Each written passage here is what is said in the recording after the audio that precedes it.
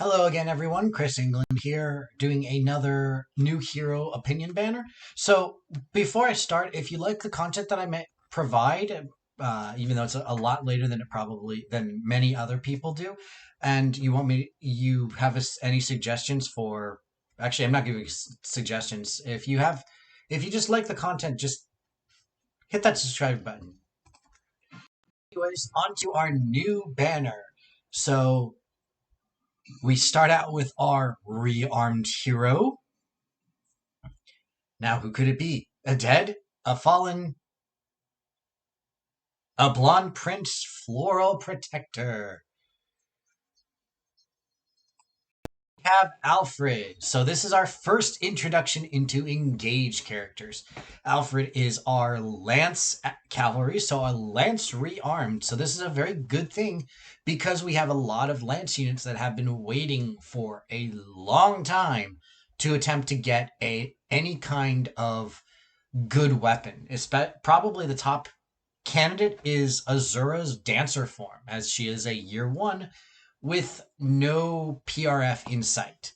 So we have art from Kaya 8, and then we have voice work from Ryohei Kimura. So probably one of the best roles that I actively know him from is Kohei Imamura from Grand Blue Dreaming, the diving anime where they do very little diving.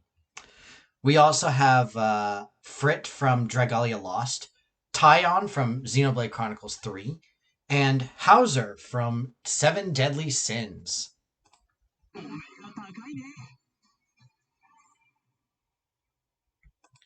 So we have a lot of new skills here. So we're going to start with Bonfire as well as Crossspur Attack. We have a new flow skill. This time it's Flow Near Trace. So we're going to go ahead and give him the Kanto Remember +1, and if he initiates combat, he nullifies any effects that will deny him follow-ups.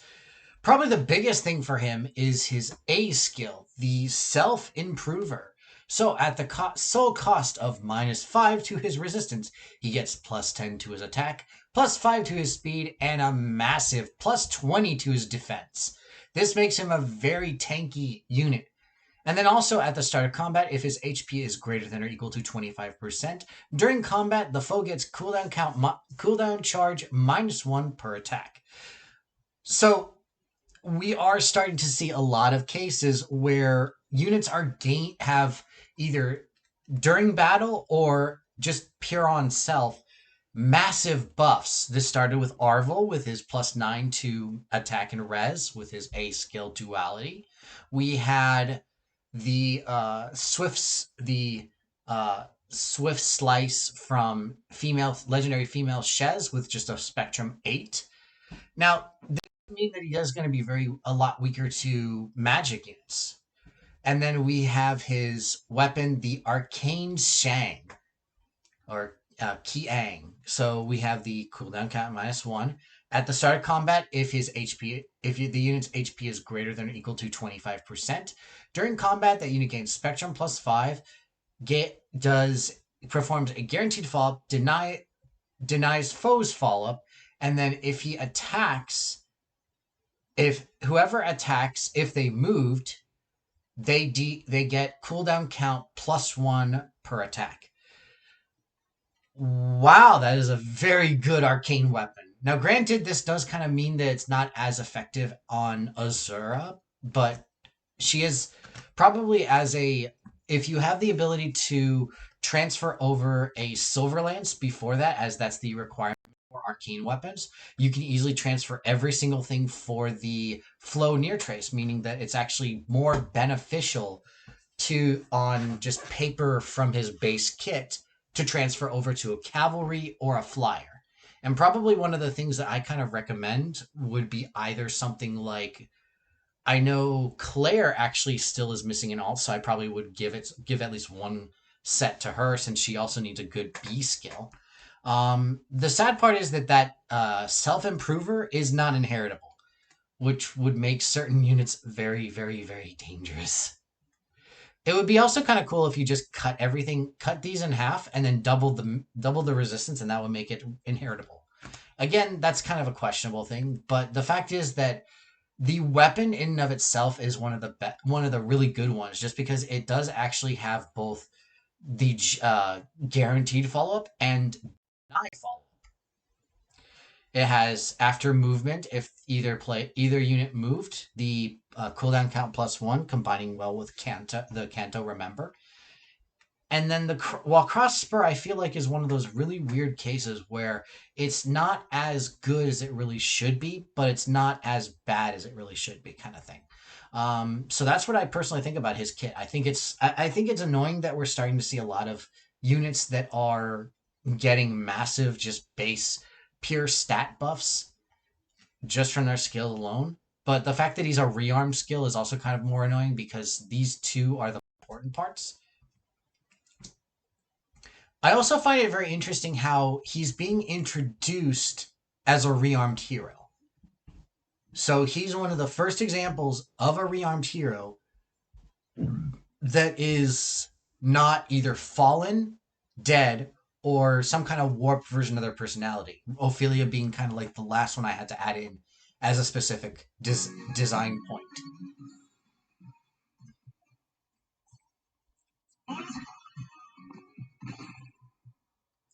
Now we move on to our brand new heroes, or the remaining brand new heroes.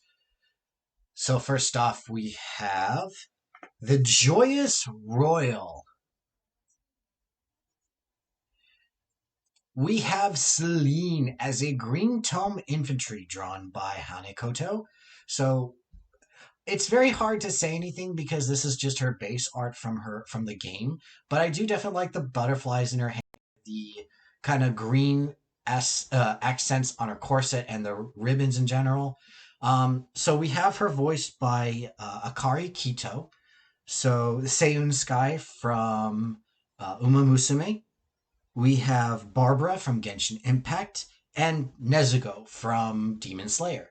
So we have a very interesting selection right off the bat from the two units that we just get. So once again, she is the example of the 5-star that is not necessarily 5-star, but just a little bit above 4-star to make her a 5-star. But her skills make up for it with the brand new Speed Res Ideal 4. We have Iceberg.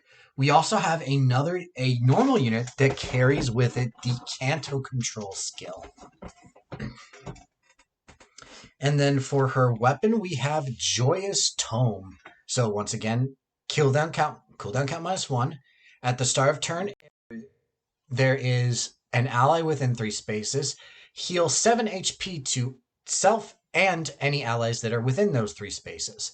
And then for any ally that is within 3 spaces, after battle, recovers 7 HP.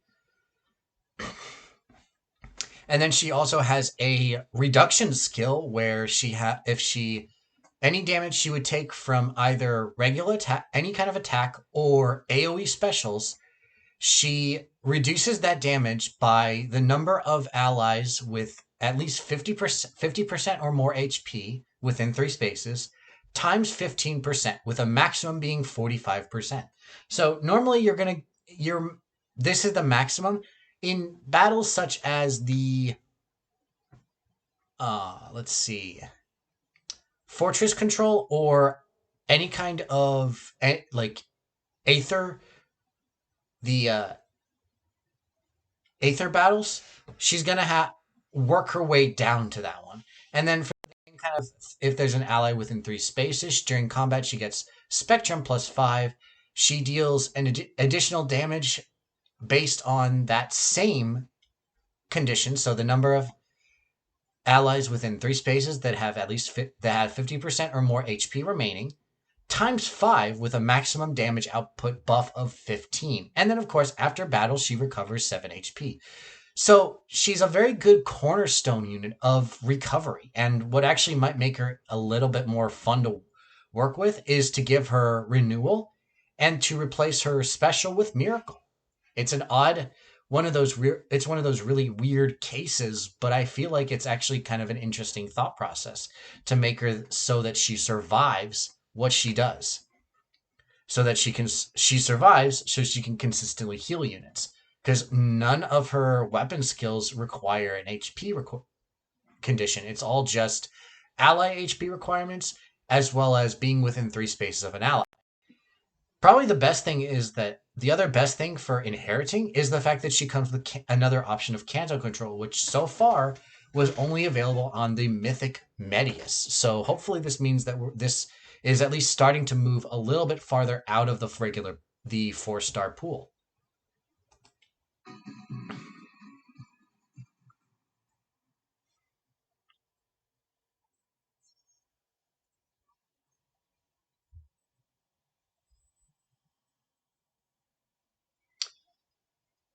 Next, we move on to yet another 5-star.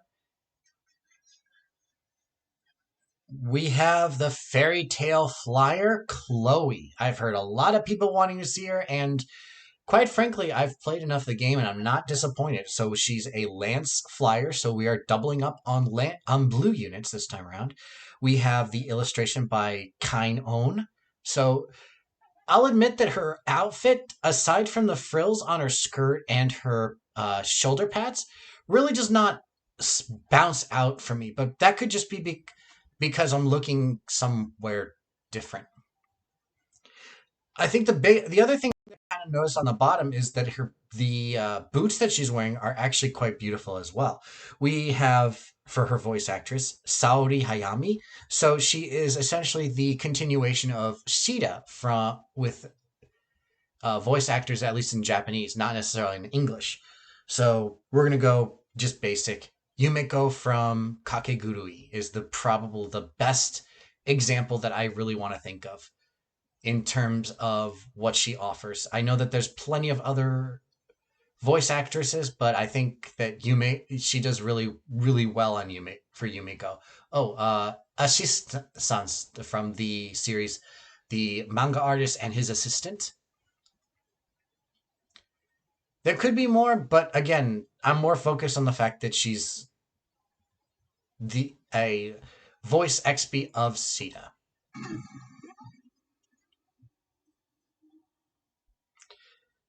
So once again, we have another unit that's got an incomplete kit, but unlike Celine, she actually does have 2 yellow border skills. So I'm not saying tier 4 anymore because there's the skill distant stance is not actually a tier 4 skill, but instead a yellow border skill. But we do have another tier 4 skill, this time being Pegasus Flight. So during combat, she's going to inflict a debuff to foes attack and defense of 4. And then during combat, if her speed is at least 10 higher, so the calculation would be if her speed is greater than the foe's speed minus 10, she gives an additional debuff to the foe's attack and defense based on the difference between her resistance and the foe's resistance times 80% with a max of 8 points. And then if the total points of her speed and resistance are higher than foes, the foe cannot perform a follow-up attack. So a very good evolution for what the skill does. It doesn't really buff too much out of the original amount, but it does add additional buffs just to have an additional buff. And then it also has an additional mission based on just total stats. But we also have her Dreaming Spear. So we're going to go ahead and do the cooldown count minus 1. Spectrum plus 5 right off the bat. And then if she is supporting, if there's a supporting pair within your army, not including herself, during combat she gets a guaranteed follow-up. The foe gets cooldown charge minus 1. She deals additional damage and receives less damage equal to 20% of her resistance, which means that having resistance for her is a very good thing. That means that having, and especially since resistances are only super boon, meaning that if you have her as a unit that has a resistance super boon, you will be reducing damage pretty decently, at least a good couple of points. And notice that this is not specifically reliant on any kind of HP requirement, nor is it nullifiable by anything else. This is true damage reduction, so it's not reducible as much by anything that says by certain percent reduction. So one of the other things too is that this is actually one of the very few cases where we're actually seeing supports being required. We've seen cases with dragon flowers, we've seen most cases with allies or HP requirements, but I believe it's very rare to see something required as a support based, which is nice to see something new. And it also kind of follows into the fairy tale aspect of her personality as well as the dreaming spear that she wields. As for her C skill, I have a very hard time putting anything outside of either joint drive speed or joint drive resistance just to give her that buff.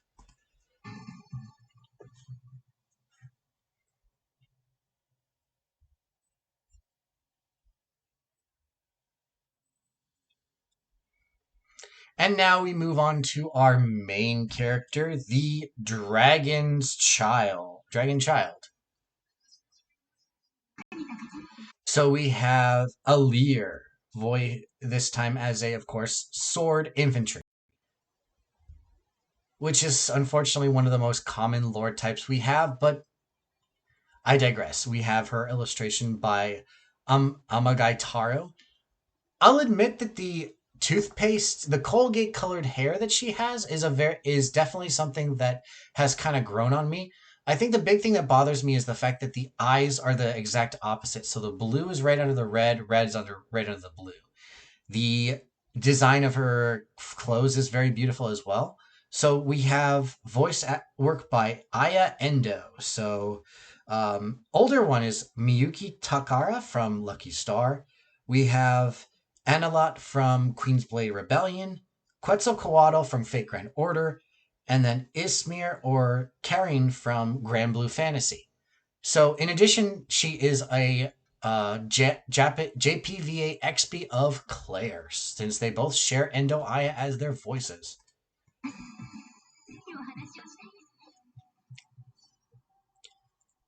And it looks like she includes Assault in her kit. So first, we're going to start with the basics. We have Luna, attack speed ideal 4. We have speed smoke 4. We have another tier 4 B skill. This time it's going to be close call. So right off the bat, she's going to give a 4-point debuff to foes at speed and defense. When comparing speeds to each other for a skill's effect, treat unit speed as if it was 7 higher than it normally is. So if it was normally 43 speed, it would count as 50 speed for the skill. And then if her speed is higher than foe speed, she reduces damage from AoE specials and regular attacks based on the difference in speed times 5% with a maximum of 50%. And then as she initiates combat, after combat, she moves 1 space backwards. So this is actually one of the a really good buff skill. This actually makes me very excited to see what Spurn 4 would become, and how much damage would it buff? How much damage would it reduce? The biggest thing also is the fact that you're actually adding something to comparing. So this is Phantom Speed 2, I believe. But I think once again, probably pointing to her skill, we have Liberation. So cooldown count -1.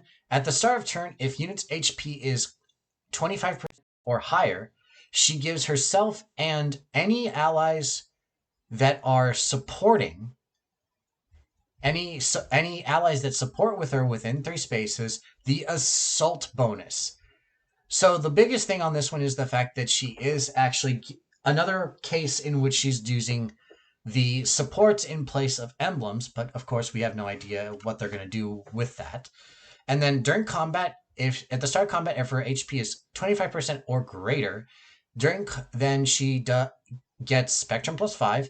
She inflicts a debuff to the foe's speed and defense equal to the number of different units from different games within 3 spaces. So this is kind of like what we've seen on Asker, where he requires a unit within 2 spaces that's from a different title.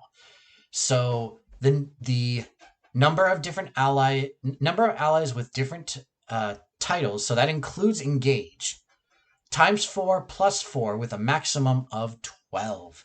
And then if unit speed is higher than foe's speed, she reduces any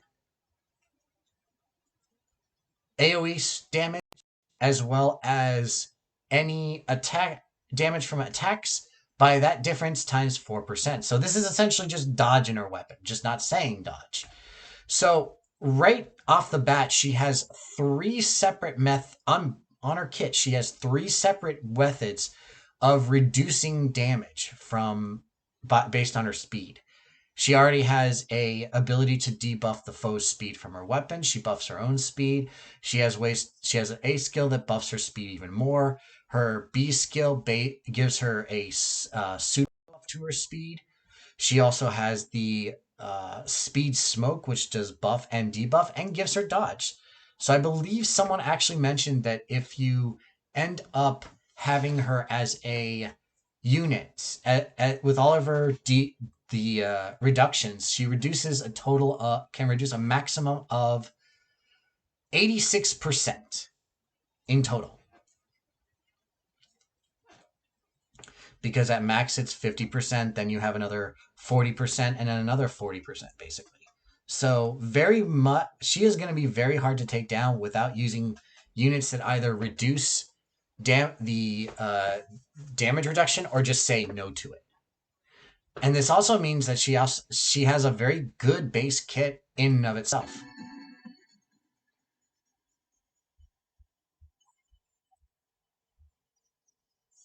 $20-6.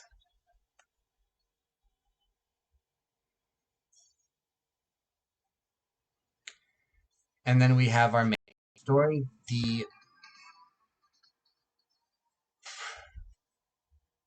King of Light Country. So we also have another unit introduced, and that's as a freebie, we have Etie. So she's the fitness fighter drawn by Toby and voiced by Tomomi Mineuchi. So Ilulu from Miss Kobayashi's Dragon Maid, Ines Fujin from Umumusume, and then we have Hanabi or Alice Ichijo from Scarlet Thema, I believe. So she comes with Protection Bow. So if there's an ally within 3 spaces, she gives herself +5 to attack and defense, and gives the foe cooldown count charge -1 per attack. She has Dragonic Aura, and then she also comes with attack defense Ideal 3 as her 5-star skill, and then attack defense Gap as her 4-star skill for tiers. So once again, we're getting a free unit, and unfortunately this unit does not have... The C skill is very good, but it's more of a support focus. I really would wish that they would give us a little bit more in terms of the ideal usage, because the funny part is we have a lot of only one necessary source for speed defense ideal, and we already have that on Echo's Kamui, but we don't have... The only ways that we can get ideal tier 3 as a 4-star is by mostly seasonals. We also have Lumera, so the Dragon Monarch, drawn by Kaoru Hasumi, and then voiced by the absolute veteran of Kotone Mitsuishi. So the simplest ones are going to be Boa Hancock from One Piece, Usagi Tsukino for her entirety of the Sailor Moon series, and then also Rinko Iori from Gundam Build Fighters. So her Monarch Blade is going to give her +3 to speed, and then if she starts the battle with at least 25% of her HP, she gets Spectrum +5. The foe gets a cooldown count charge -1 per attack. She deals additional damage equal to 15% of her speed, and she gets dodge, where she reduces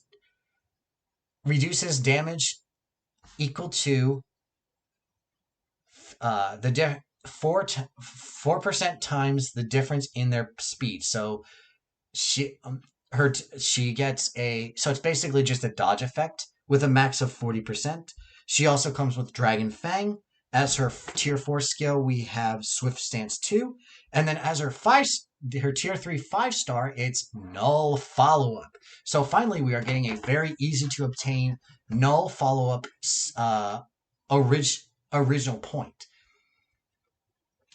I already went ham on this one. I already gave her a massive amount of inheritance for her kit, and I'm trying to get more stuff for her.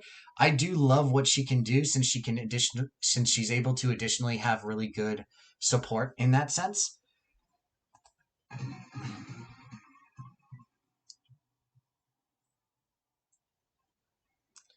So we have our Rearmed Hero, and it's our Lance unit. So once we see an interesting choice of skills where we're getting very easy skills to attain for Sharena. Whereas I feel like you could easily argue that any kind of cavalry or flyer is going to be better for him.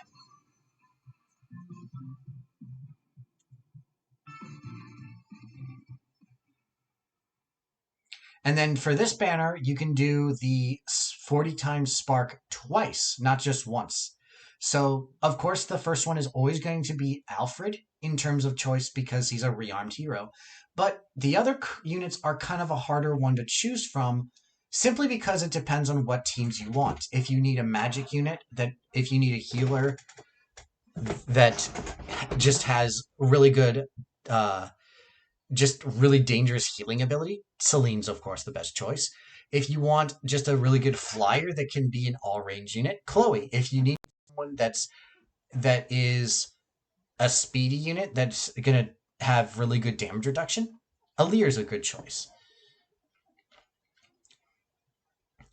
So once again, I'm going to point out that Alfred, in addition to being a rearmed hero, as well as the only one that introduces himself as a rearmed hero, his kit is very good in base just because of that self-improver, as well as he also has Kanto, and his weapon offers just guaranteed follow-up, nullify,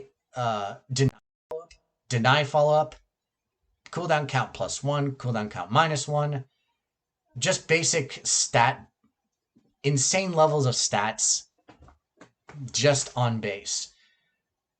Celine is kind of an interesting choice for me because her B skill is open, she has the ability to do more healing. She has the ability to add an escape route if you want to make her a hit and run kind of unit that's going to take all the damage and then just run away after battle. But do note that will kind of hamper her ability to reduce and deal damage. It's also the fact that she has Kanto, the Kanto control skill, which is a very good inheritable. Chloe is another one of those really good ones where her kit is actually very easy to inherit onto a flyer. In particular, Fiora is one of the top ones that I could recommend because she already has the Pegasus Flight 3.